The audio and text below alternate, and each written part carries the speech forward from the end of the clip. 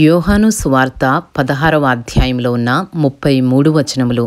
మీరు అభ్యంతర పడకుండవలెనని ఈ మాటలు మీతో చెప్పుచున్నాను. వారు మిమ్మును సమాజ మందిరములలో నుండి వెలివేయుదురు. మిమ్మును చంపు ప్రతివాడు తాను దేవునికి సేవ చేయుచున్నానని అనుకొను కాలము వచ్చుచున్నది. వారు తండ్రిని నన్నును తెలుసుకొనలేదు గనుక ఇలాగు చేయుదురు. అవి జరుగు కాలము వచ్చినప్పుడు నేను వాటిని గూర్చి మీతో చెప్పితినని మీరు జ్ఞాపకము చేసుకొనులాగున ఈ సంగతులు మీతో చెప్పుచున్నాను. నేను మీతో కూడా ఉంటిని గనుక మొదటనే వీటిని మీతో చెప్పలేదు. ఇప్పుడు నన్ను పంపిన వాని యొద్దకు వెళ్ళుచున్నాను. నీవు ఎక్కడికి వెళ్ళుచున్నావని మీలో ఎవడునూ నన్ను అడుగుటలేదు గాని నేను ఈ సంగతులు మీతో చెప్పినందున మీ హృదయము దుఃఖముతో నిండియున్నది. అయితే నేను మీతో సత్యము చెప్పుచున్నాను. నేను వెళ్ళిపోవుట వలన మీకు ప్రయోజనకరము. నేను వెళ్ళని ఎడల ఆదరణకర్త మీ యొద్దకు రాడు. నేను వెళ్ళిన ఎడల ఆయనను మీ యొద్దకు పంపుదును. ఆయన వచ్చి పాపమును గూర్చియు నీతిని గూర్చియు తీర్పును గూర్చియు లోకమును ఒప్పుకొనజేయును.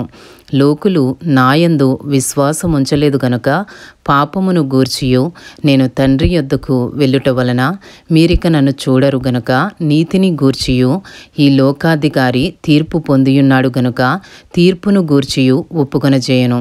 నేను మీతో చెప్పవలసినవి ఇంకనూ అనేక సంగతులు కలవు గాని ఇప్పుడు మీరు వాటిని సహింపలేరు. అయితే ఆయన అనగా సత్యస్వరూపి అయిన ఆత్మ వచ్చినప్పుడు మిమ్మును సర్వసత్యములోనికి నడిపించును. ఆయన తనంతట తానే ఏమీయూ బోధింపక వేటిని వినునో వాటిని బోధించి సంభవింపబోవు సంగతులను మీకు తెలియజేయను. ఆయన నా వాటిలోనివి తీసుకుని మీకు తెలియజేయను గనుక నన్ను మహిమపరచును. తండ్రికి కలిగినవన్నీయు నావి, అందుచేత ఆయన నా వాటిలోనివి తీసుకుని మీకు తెలియజేయనని నేను చెప్పితిని. కొంచెము కాలమైన తరువాత మీరిక నన్ను చూడరు, మరి కొంచెము కాలమునకు నన్ను చూచెదరని చెప్పెను. కాబట్టి ఆయన శిష్యులలో కొందరు కొంచెము కాలమైన తరువాత నన్ను చూడరు, మరి కొంచెము కాలమునకు నన్ను చూచెదరు, నేను తండ్రి యొద్దకు వెళ్ళుచున్నాననియు ఆయన మనతో చెప్పుచున్న మాట ఏమిటని ఒకనితో ఒకరు చెప్పుకొనిరి. కొంచెము కాలమని ఆయన చెప్పుచున్నదేమిటి? ఆయన చెప్పుచున్న సంగతి మనకు తెలియదని చెప్పుకొనిరి.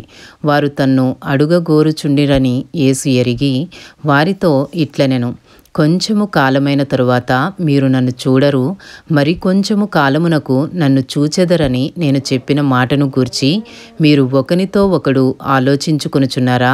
మీరు ఏడ్చి ప్రలాపింతురు గాని లోకము సంతోషించును. మీరు దుఃఖింతురు గాని మీ దుఃఖము సంతోషమగునని మీతో నిశ్చయముగా చెప్పుచున్నాను.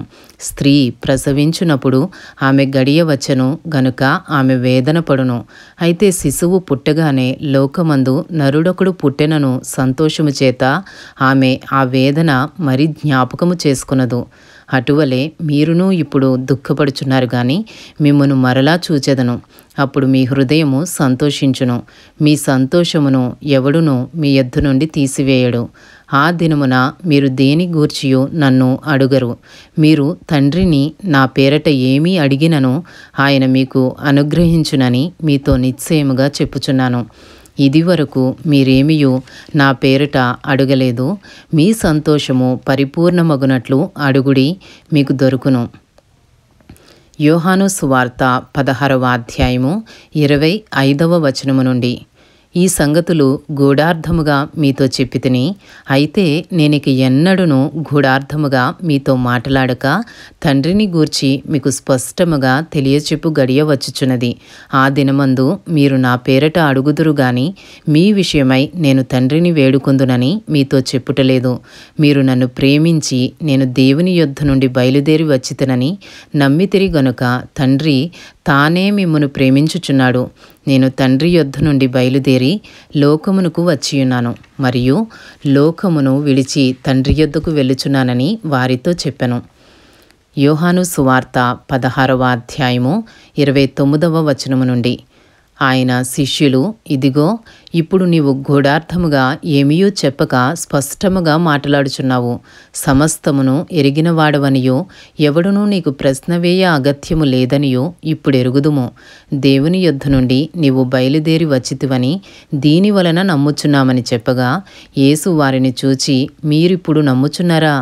ఇదిగో మీలో ప్రతి వాడును ఎవని ఇంటికి వాడు చెదిరిపోయి నన్ను ఒంటరిగా విడిచిపెట్టు గడియ వచ్చుచున్నది, వచ్చేయున్నది. అయితే తండ్రి నాతో ఉన్నాడు గనుక నేను ఒంటరిగా లేను. నా యందు మీకు సమాధానము కలుగునట్లు ఈ మాటలు మీతో చెప్పుచున్నాను. లోకములో మీకు శ్రమ కలుగును, అయినను ధైర్యము తెచ్చుకొనుడి, నేను లోకమును జయించియున్నానెను. ఇంతటితో యోహాను సువార్త 16వ అధ్యాయంలో ఉన్న 33 వచనములు పూర్తి చేయబడినవి.